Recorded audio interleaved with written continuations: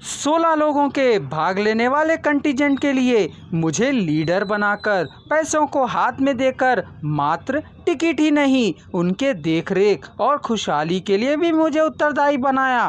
बड़ी जीत बड़ा सिरदर्द और बड़ा खतरनाक होता है। मैं इनका शिकार बना, बड़ी ईर्ष्या का कारण भी बना। मैं उनका चारा बना, बलि हो गया और फिर भी इन सबको सहन कर बना रह सका। रजिस्ट्रार कैंपस में ही रहते थे। सवेरे के 9 बज रहे थे, चाहे दुनिया पलट क्यों ना हो जाए। 9:30 बजे ऑफिस में रहना तय था। बात क्या है, क्यों रो रहे हो? दया दिखाते हुए पूछा। टेलीग्राम उनके हाथों में थमाया तो हाय गुजर गई है। उस टेलीग्राम पर मुझे विश्वास नहीं है, मैंने कहा मेरे चेहरे की तीक्ष्णता से देखकर। क्या सोमवार को परीक्षा लिखोगे? मैंने कहा हाँ लिखूंगा। लिख पाओगे? हाँ लिख सकता हूँ। ऐसा क्यों हुआ? मैं बाघों के कटघरे में हूँ। पता नहीं कब कौन सा बाघ मुझ पर पंजा मारेगा। कटघरा मजबूत है, मैं अकेला हूँ, फिर भी बाघों से दोस्ती कर रहा हूँ, उनका उपकार नहीं कर रहा हूँ। हो सके तो उपकार ही करता हूँ।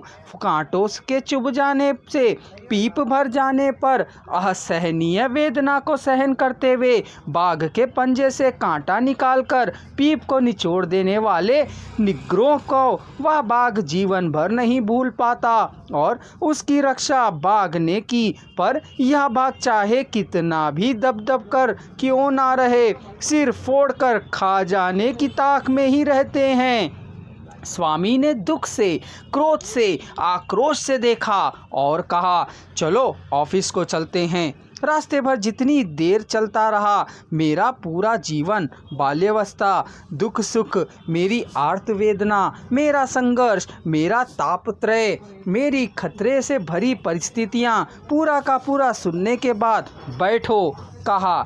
रजिस्ट्रार के कुर्सी में बैठने के बाद मैं भी उनके सामने बैठ गया। इसकी माँ का कुशल क्षेम, जितनी जल्दी हो सके उतनी जल्दी हमें खबर करने के लिए गुंटूर एसी कॉलेज और हिंदू कॉलेज के प्रिंसिपलों को फ़ोन करो। यदि आवश्यक हो तो लाइटनिंग कॉल्स भी करो, कहे स्वामी के कहते ही। ठीक है सर, कहा पीए ने, तुम विवरण दो, कह मुझसे कहने पर मैंने ठीक है कहा। डरो मत, अच्छी तरह से पढ़ो, कह कहा।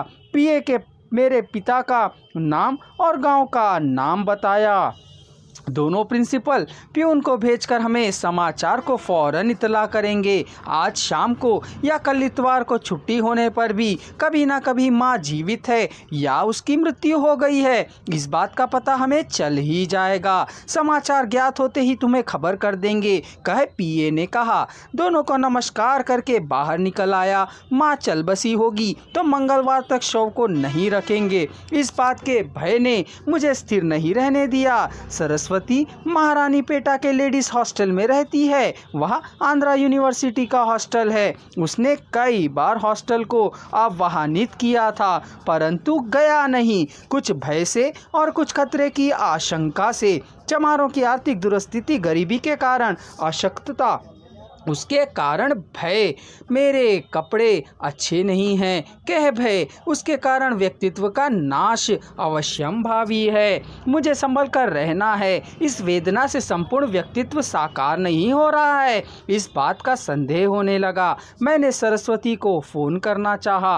रात के समय फ़ोन कनेक्शन जितनी आसानी से मिलते हैं, सवेरे उतनी आसानी से नहीं मिलते हैं। यदि हॉस्टल जाऊं तो उसे दया पैदा होगी, मेरी बात को रख कर आए हैं कह आनंदित होगी, काम अनुकूल रूप से हो जाएगा।